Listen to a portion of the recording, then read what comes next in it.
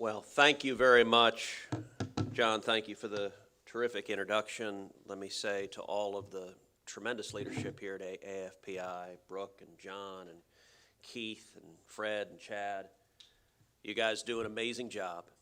These are tremendous leaders for our country, leaders who make a real difference. I will say, John, I was particularly amused at Brooke's introduction of you as America's top spy. I'm hoping in the future when you introduce yourself at the bar, it will simply be Bond, James Bond. I haven't seen you order a martini, but I'm looking forward to it. I think I know how you'll do so. It is great to be here. It's great to be here at a time of real consequence in the world. Foreign policy, how America interacts with the world, it always matters, but it particularly matters right now. It matters right now because it is a dangerous time. It matters right now because the enemies of America are resurgent. And that makes America at far greater peril. I want to talk this morning about what does it mean to have an America First foreign policy. And I'm going to start at the theoretical level and then bring it to very real practical implications, focusing on the war on Ukraine. But let's start with a framework. You know, for a long time, folks in Washington viewed Republican foreign policy as really two poles. There were either the interventionists, who looked across the globe and said, we must protect democracy, and at times it seems there was never a country they didn't want to invade. That the first answer was always send the Marines. And I got to say, there are quite a few of my colleagues in the Senate that still embrace that view of foreign policy. There is, on the other side, the isolationists that look to the world and see a lot of scary people out there, and their answer is, let's pull back. Let's stay behind the two oceans that surround America, and let's not be involved in the world. And I got to say, my view of those two poles has always been they're both wrong. That neither one of them is a sound or sensible view for American foreign policy, and neither one of them, I think, is where the American people are. The American people typically don't spend a lot of time theorizing on these questions, but the American people have a gut instinct that is very sound. I've always considered my own views a third point on the triangle. And that third point, the way I typically describe it, is that I'm a non-interventionist hawk. What does that mean? It means that the vital touchstone for all American foreign policy should be the critical national security interest of the United States.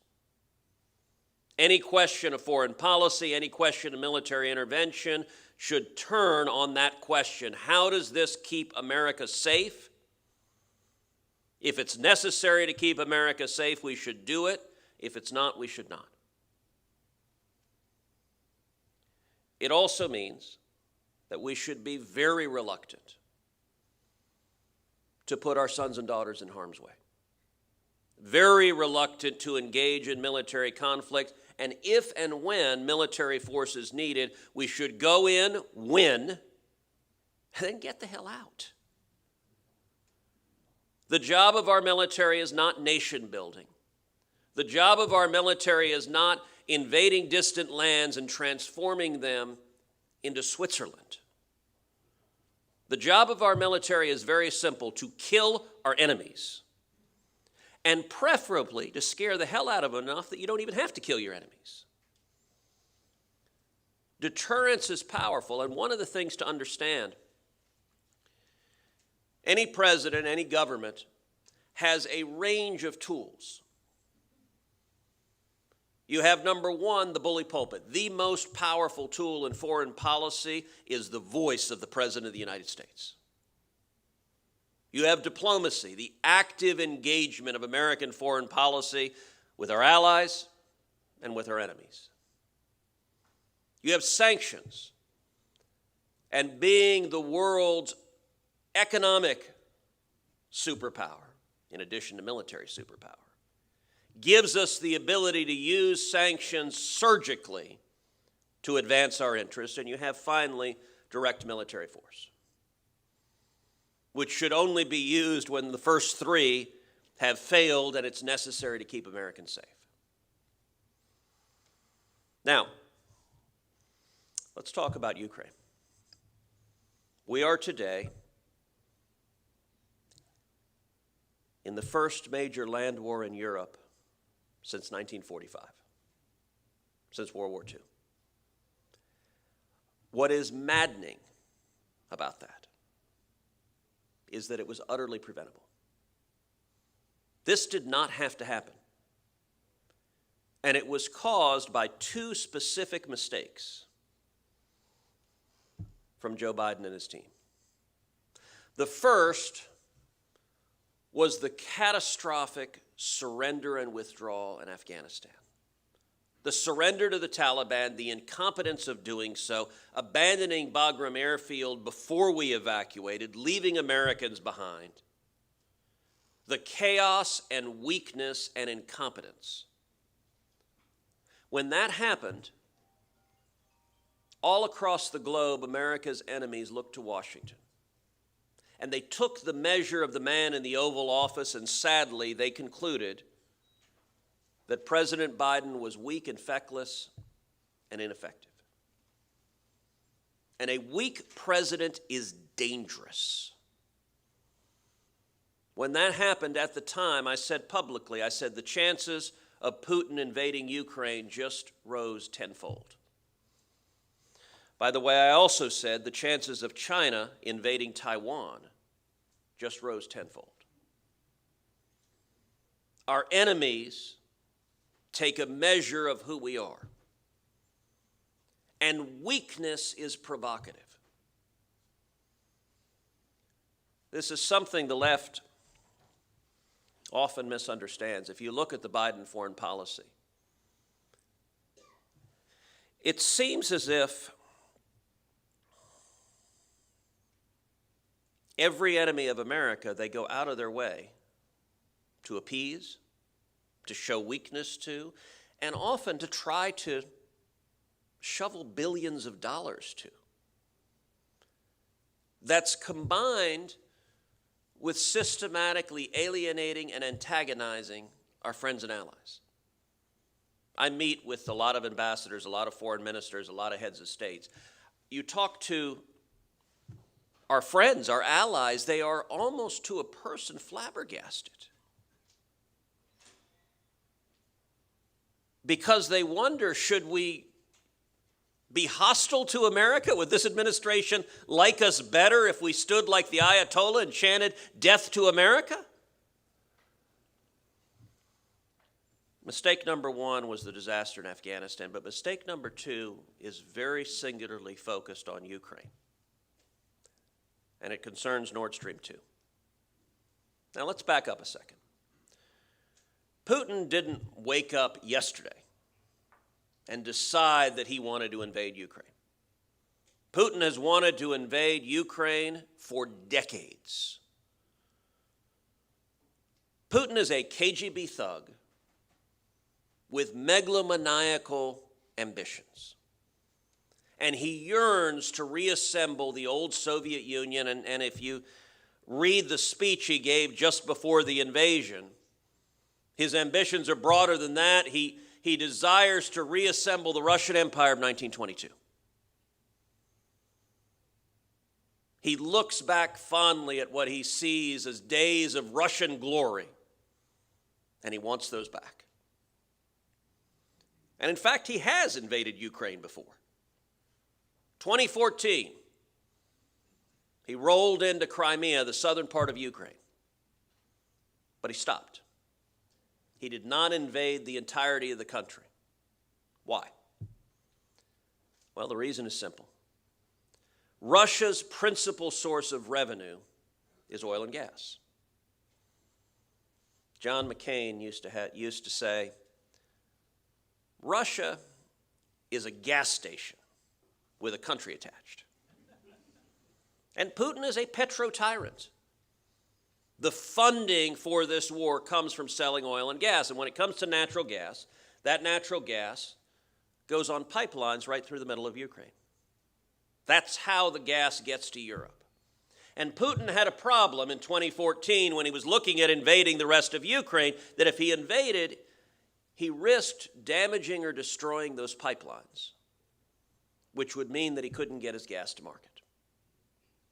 So the next year, Putin set about trying to fix that. And he began building a new pipeline. That pipeline is called Nordstream II. Nordstream II goes under the ocean directly from Russia to Germany, skips Ukraine altogether. The purpose of Nordstream II was simple. When Nordstream II was complete, Putin could invade Ukraine. And he didn't have to worry about the pipelines anymore because he would have an alternative pipeline to get his gas to market.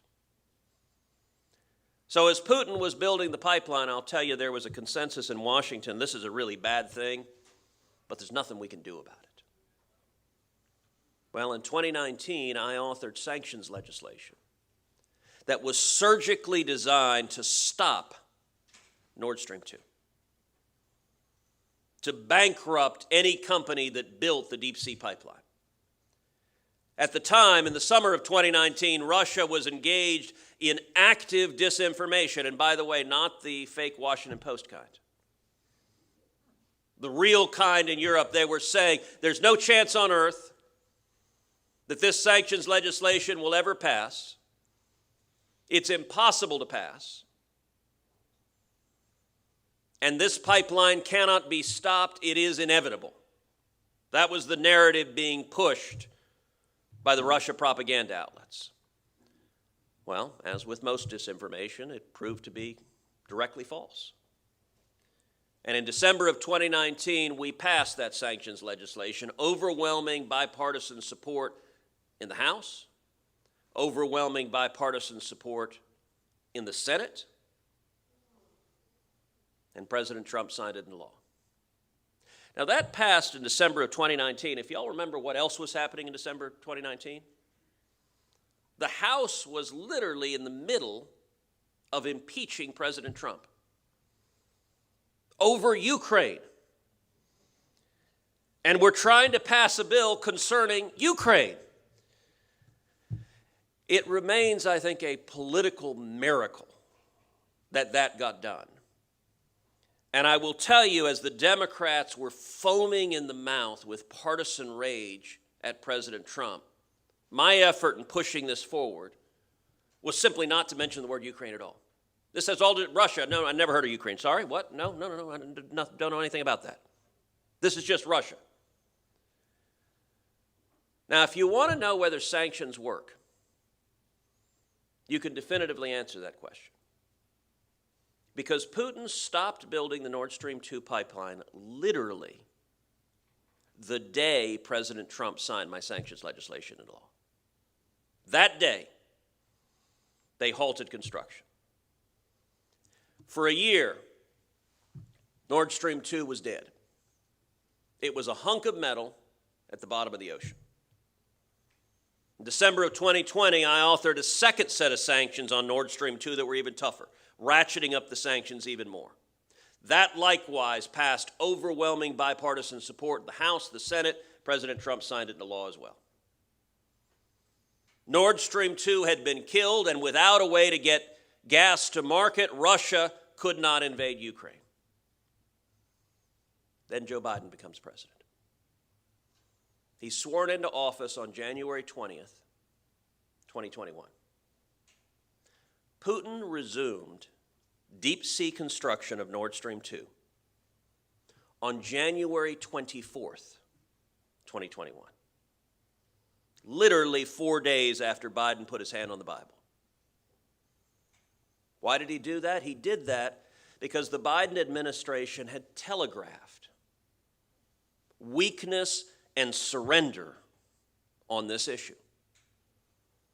Building Nord Stream 2 was Putin's number one foreign policy objective. Why? Because completing Nord Stream 2 let him invade Ukraine. the spring of last year, Biden formally waived sanctions on Nordstream II. When he did so, the government of Ukraine formally put out a statement saying, Mr. President, if you do this, Putin will invade Ukraine. That same day, the government of Poland formally put out a statement saying, President Biden, if you waive sanctions on Nord Stream 2, Putin will invade Ukraine. I stood on the Senate floor and I said, Mr. President, if you do this, we will see Russian tanks in the streets of Kiev. I very much wish that had proven false. Now, why did Biden do this? In addition to weakness and incompetence, Democrats, when it comes to foreign policy, they view foreign policy as a projection of their domestic policy. So domestically, they divide the country into red states and blue states. And domestically, they want to favor the blue states, give them lots of money, and they want to screw with the red states. And it's all politics. If you're their friends, you get a subsidy. If you're their enemy, they may come lock you up. When it comes to foreign policy, the Biden White House views foreign policy the exact same way. They divide foreign countries into red countries and blue countries. Bizarrely enough, the red countries are countries that want to be friends with us.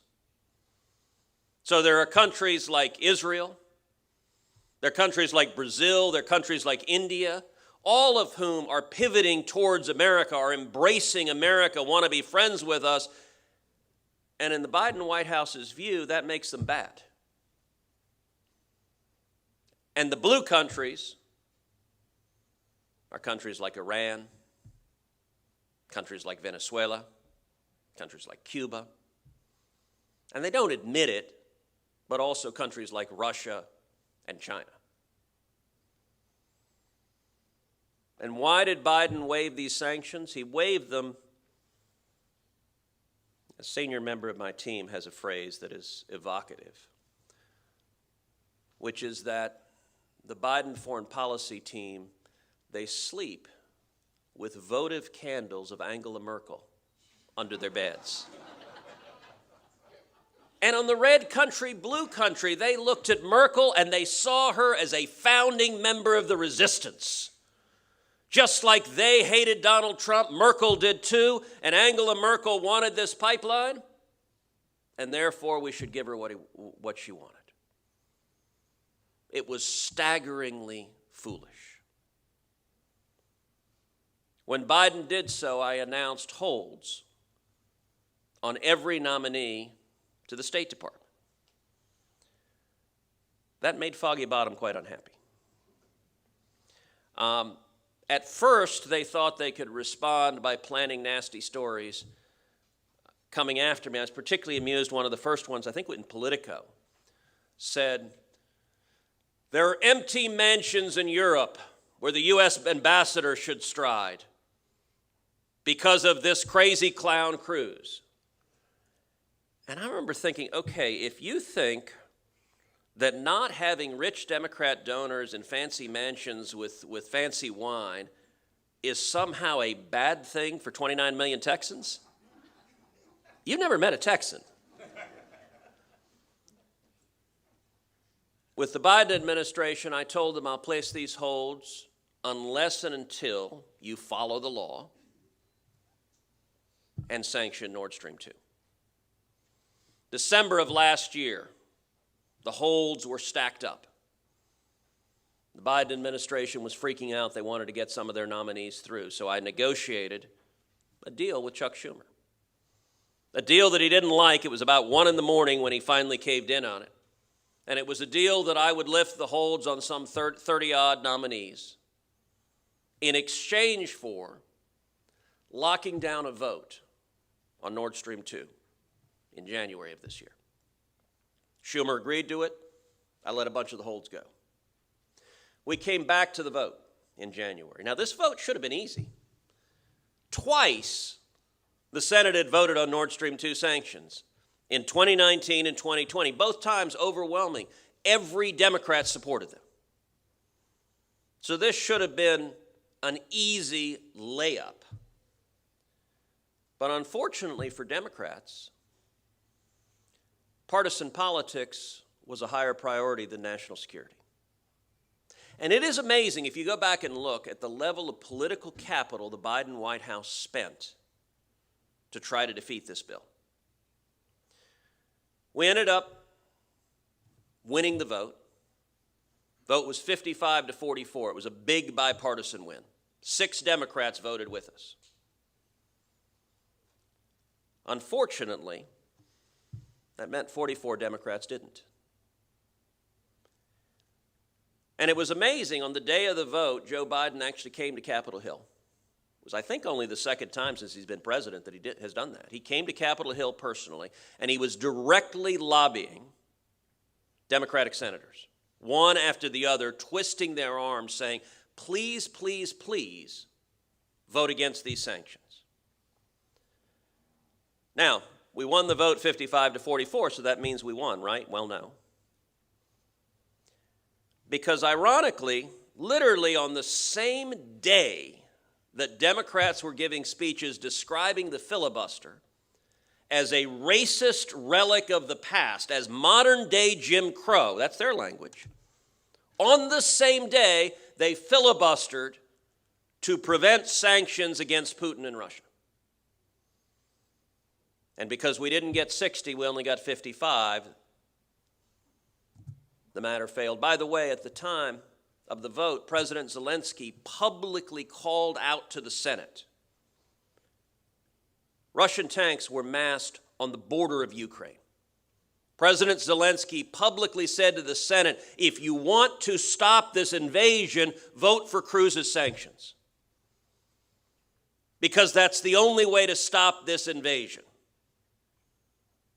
44 Democrats ignored Ukraine's desperate plea. And just weeks later, the Russian tanks began to invade. Now, what should we be doing now? Well, let's start with the principles that I described as being a non-interventionist hawk. By the way, another way of putting that is America first. Another way of putting that is the way Reagan did decades ago, peace through strength. They're all conveying the same thing. It's worth remembering Reagan. In 8 years, the biggest country Ronald Reagan ever invaded was Grenada. But he also won the Cold War without firing a shot and bankrupted the Soviet Union because he used the bully pulpit powerfully. Many of y'all have been to my office in D.C. My office in D.C., the dominant feature is a gigantic painting, it's probably 20 feet wide, of Reagan standing in front of the Brandenburg Gate with the words, Mr. Gorbachev, tear down this wall, in German, in the style of the graffiti that was on the wall. Those words were powerful. By the way, the backstory, a lot of people don't know, 3 times the State Department edited those words out of the speech. And 3 times Reagan wrote them back with his own hands. And the State Department argued, they said, Mr. President, you can't say this. This is too aggressive, it's too bellicose, it's too provocative. And here was their killer. And Mr. President, it's unrealistic. We all know that the Berlin Wall will stand for eternity. That failure is the only option, that victory is impossible. And Reagan, with a twinkle in his eye, he said, you don't understand, this is the whole point of the speech. Less than 3 years after Reagan gave that speech, the Berlin Wall was torn to the ground, and critically, it wasn't knocked down by American tanks. It wasn't demolished by American missiles. It was taken down by leadership, by vision. Some time ago, I sat down with Natan Sharansky in Jerusalem, the famed Soviet dissident. He told me about the Soviet gulags. People would pass from cell to cell notes. Did you hear what Reagan said? Evil empire, ash heap of history. Tear down this wall. American leadership shines through. What should we be doing with Ukraine? Winning, but not putting American servicemen and women in harm's way. Nobody in their right mind wants to see a shooting war between Russia and the United States. What does that mean specifically? Well, to understand what we should do, we should understand why we're doing it. And I got to say, when it comes to Republicans, there's some Republicans, particularly some of my colleagues, that when they talk about Ukraine, it makes me want to pull the hair out of my head. I've heard Republican colleagues of mine get up and say, we must protect democracy. We have an obligation to defend international norms. And I look at him and say, what the hell are you talking about? We are not in an Ivy League faculty lounge. The job of the U.S. military is not to protect democracy, it's not to protect international norms, and it's not to punish red countries.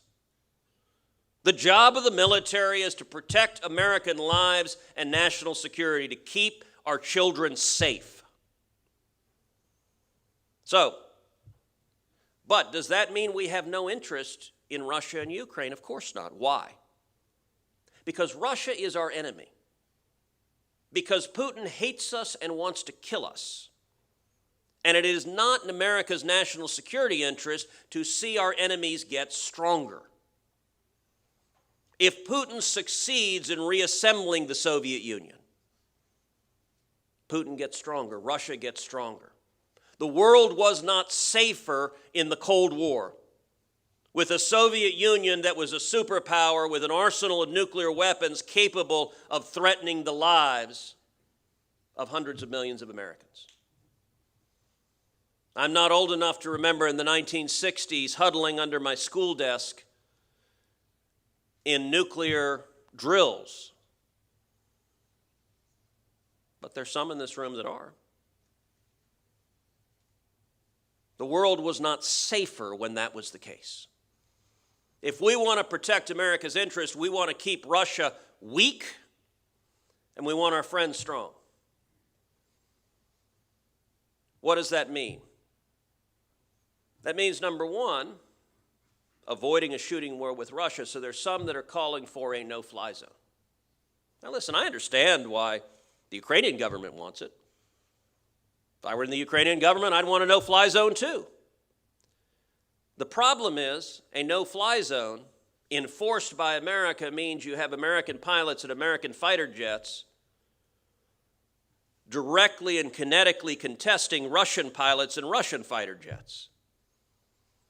And the odds are unacceptably high, one or the other shoots the other. And that's how you find yourself in a shooting war with Russia. So I am emphatically opposed to an American no-fly zone, because I'm not willing to send my children to go fight Russian soldiers over this. But I am willing to support the Ukrainians sending their children to defend their country. And I have to say, the Ukrainians are engaged in an incredible act of heroism. You know, listening to the Biden foreign policy team, Joe Biden and his entire team believed from the beginning that failure is inevitable. The briefings they gave to the Senate over and over again, they said this will be over in days. Russian army will roll in, Ukraine will surrender, game over. That was wildly, profoundly wrong. By the way, in a functioning administration, there would be serious reviews of how the hell did all of you get this so badly wrong? Because every foreign policy cabinet member and generals with lots of brass stood in front of us and told us things that are just demonstrably laughable, because they underestimated the ability of the Ukrainians to fight heroically, to defend grandmothers, to throw Molotov cocktails on Russian tanks.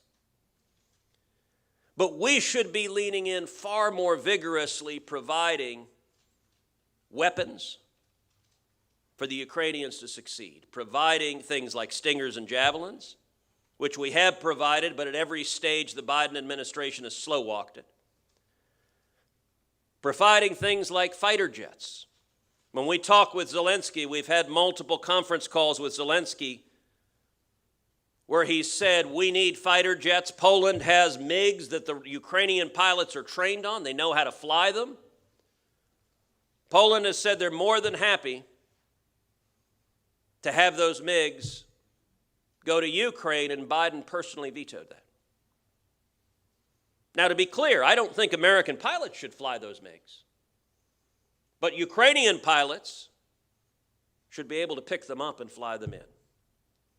So we should, number one, use our economic might to provide for Ukraine the tools to win this. But number two, where does Russia get its funding to fund this war? And the answer is from the sale of oil and gas. And we need to be vigorously going after Putin's revenue stream.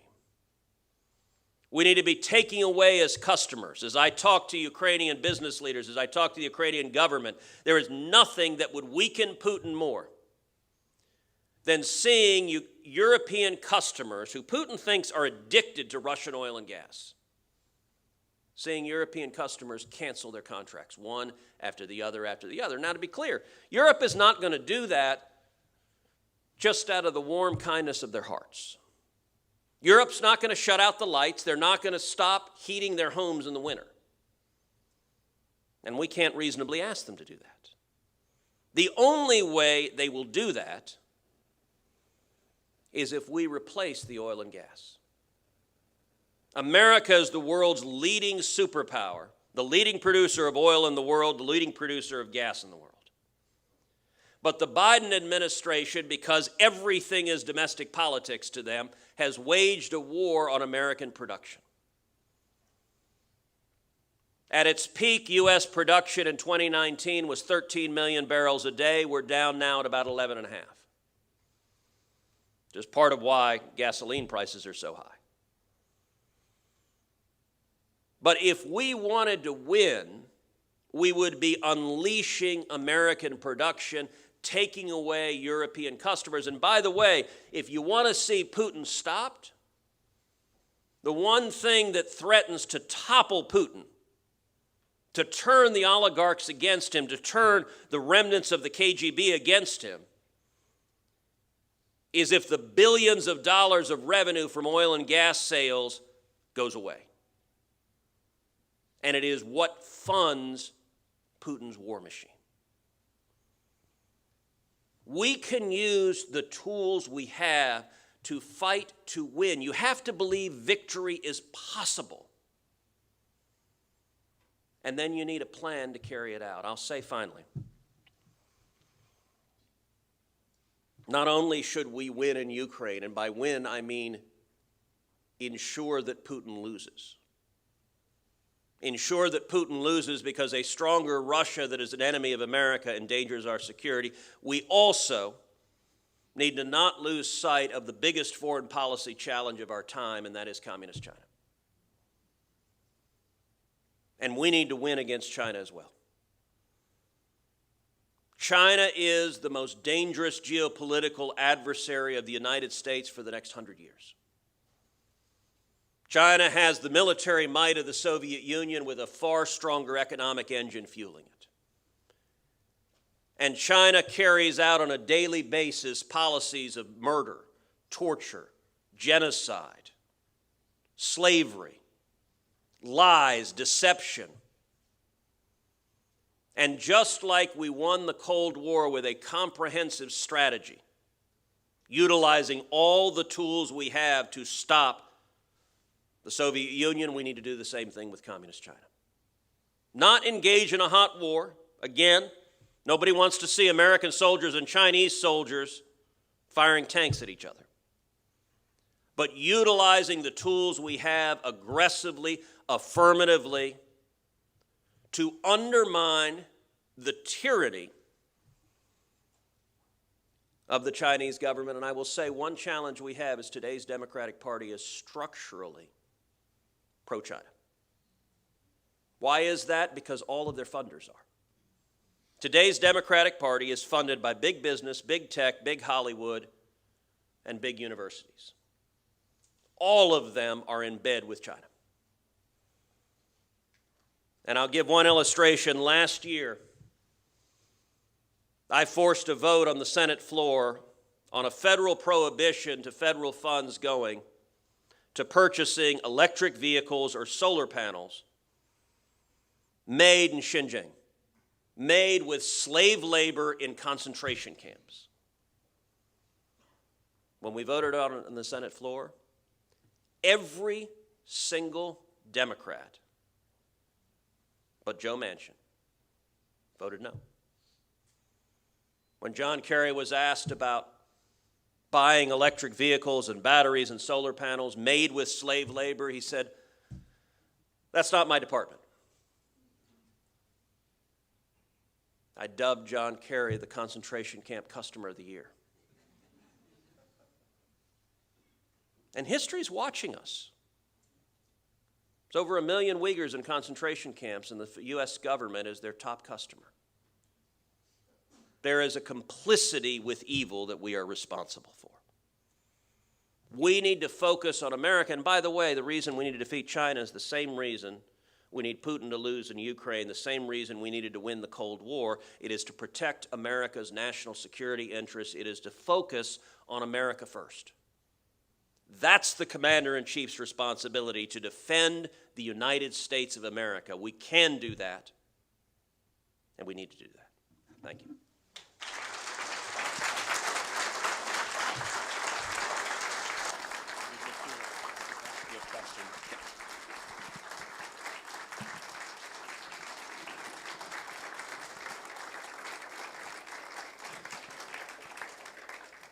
Senator, you never disappoint, always insightful and always inspiring. So thank you so much for your remarks. But before you rush off back to Capitol Hill, I wanted to ask you a question.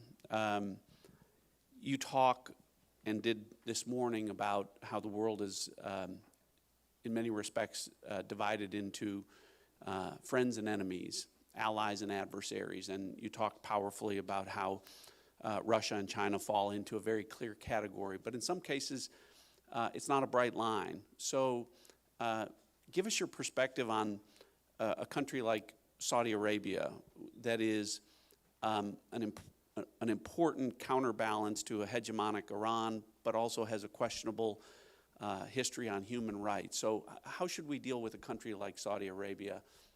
Look, it's a great question. Here, I'm going to move over to this because I think this... It's a great question, and I think you can divide the world into friends and enemies, and there's another category that I've used, which is problematic allies.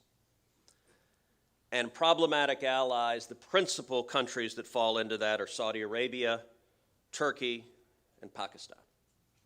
Now, all of those are countries with serious challenges, serious human rights abuses, serious problems, both at home and abroad, but there are also countries whose friendship and alliance is important to us, who, from a national security perspective, we want aligned with us.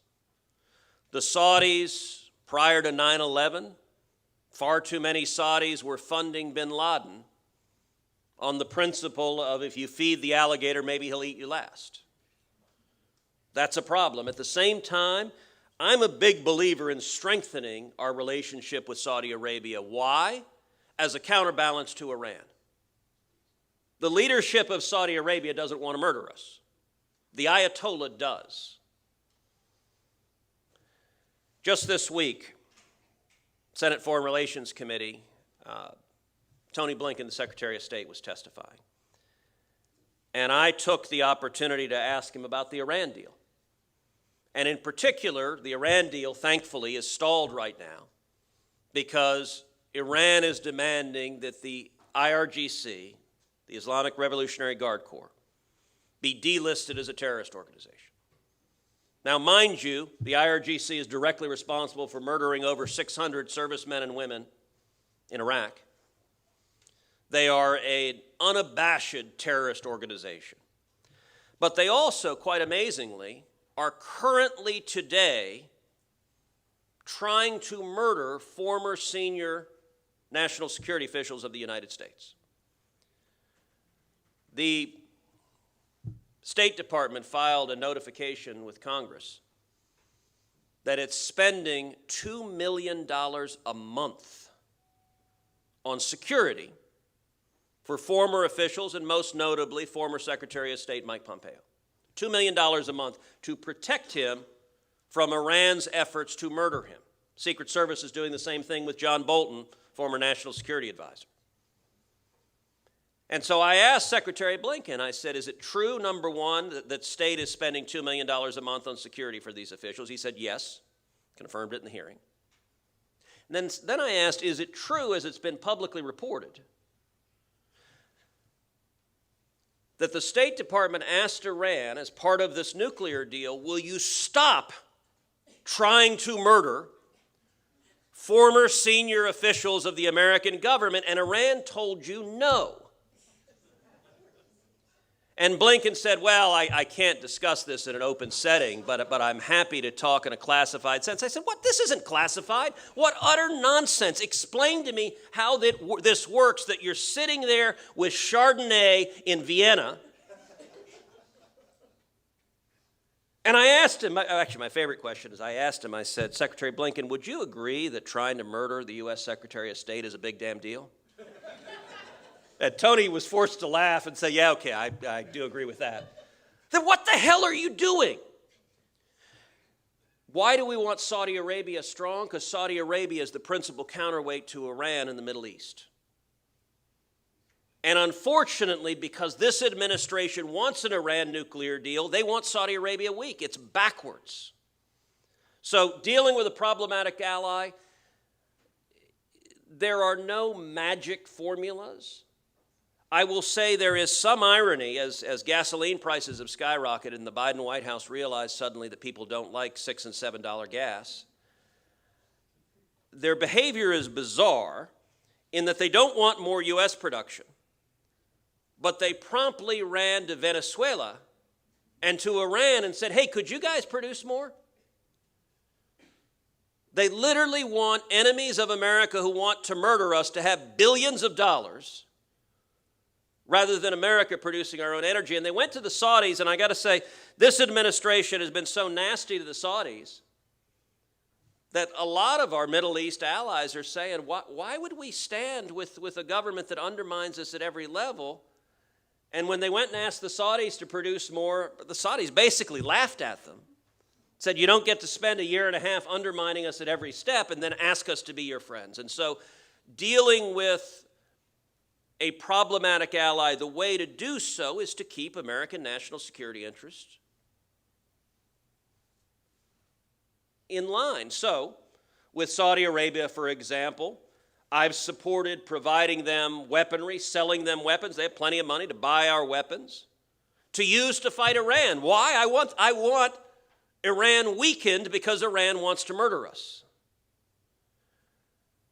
At the same time, a couple of years ago when President Trump was president, you'll recall there was a moment where the Saudis began flooding the oil markets with massive amounts of oil and caused the prices to plummet in a way that was doing real damage to American producers. And I got on the phone with the Saudis and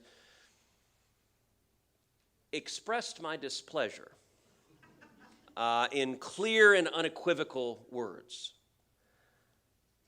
I think the way you deal with a problematic ally is the same way you deal with a friend or enemy, which is you keep American national security interest in mind and you put it first.